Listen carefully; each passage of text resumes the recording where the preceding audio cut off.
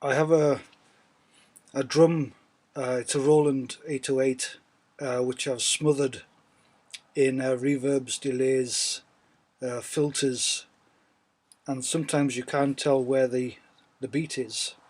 I recorded it at 127.8 beats per minute, but as the audio plays, it seems to go out of time, and it's also quite long. It goes for about 8.5 minutes.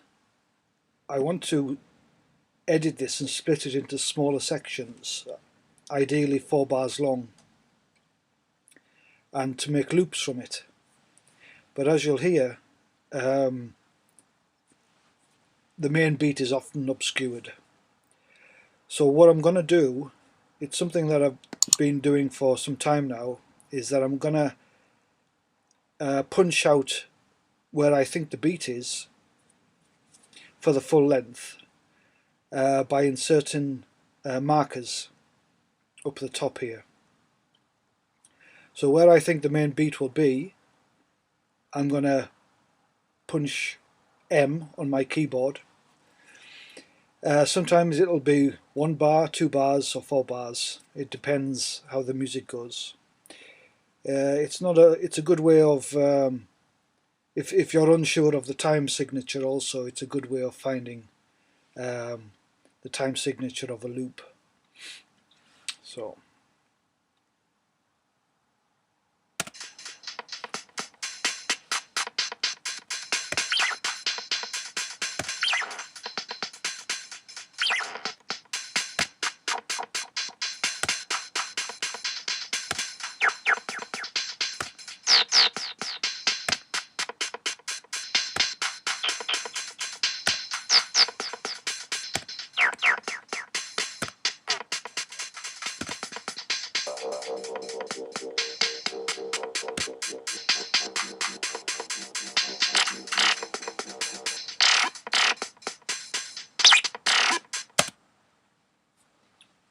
So I've done about 4 minutes, and if we zoom out, you'll see there is a lot of possible samples there. Obviously I'm not going to take all of them, because you might as well just keep the whole audio file. But the idea is to take quite a few and use them in separate projects. Obviously you've got to listen to them, but my point is that if you take, for example, let's say this section here,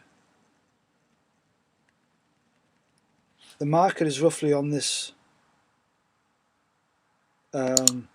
beat here. If we knock off snap, and if we zoom right in,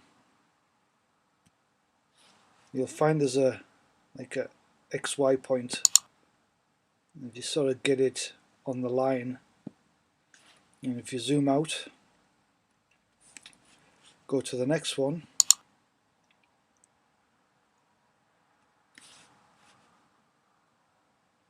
move the marker, zoom in, get it exact.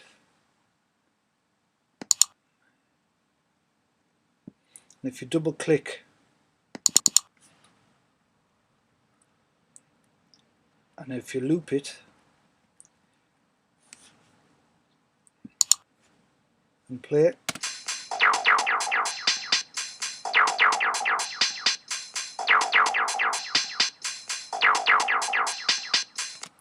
and if you want to see the time signature, I generally go down to the second one. So it's 112 for 1 bar, which is a lot different because it says 127.8 up here. So again, the time does change because of the effects. I think it just changes the beat with delay and everything. It's hard to tell the exact start of the beat. Anyways, it's 112, And what I would normally do is cancel that and just go up to here, right click in the space, the timeline up here, and go down to split items at time selection. So this I move down and I put 112 beats per minute.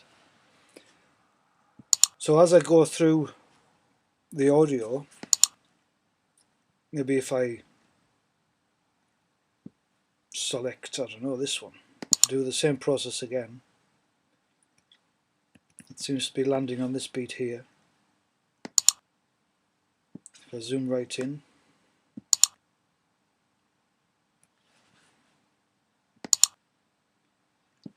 zoom out, go to the next one, which is landing on this one, move the marker. This is something you can do off and on. I think if you sat and did everything in one go, you'd be a bit crazy, but if you do it little by little, day by day, week by week, you can actually get a lot of interesting samples done. So there's the time selection. If we right click, again, set project tempo from time selection, just to get an eye out. So it's 127.7, which is again not far off, 127.8. So 127.7. Right click again, split items. You can move that down to a new 127.7.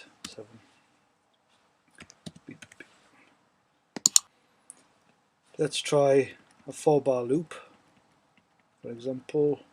Maybe one of these over here. Zoom in. Now it seems to be falling here.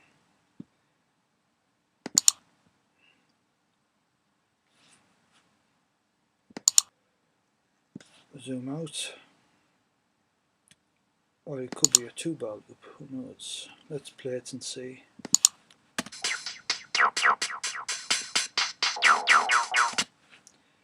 I would say it's here actually. And it's a 2-bar loop.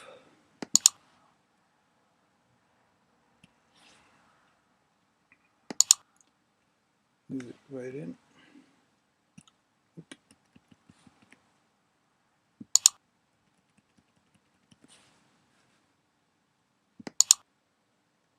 Move out.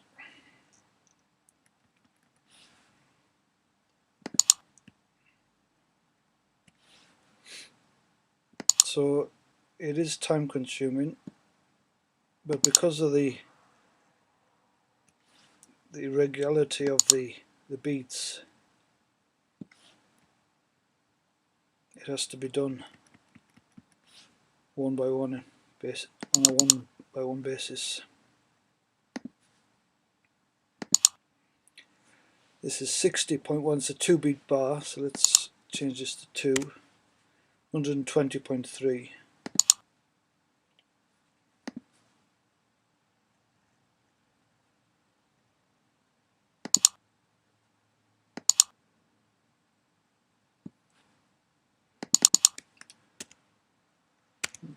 .3 BPM. So you get the idea. Just work your way through your improvisation. Find out beats or start of the bar. This is a lot easier than counting the beats, and because what you're doing is you're playing it and you're just hitting the M to find the beats orally instead of analyzing the audio file.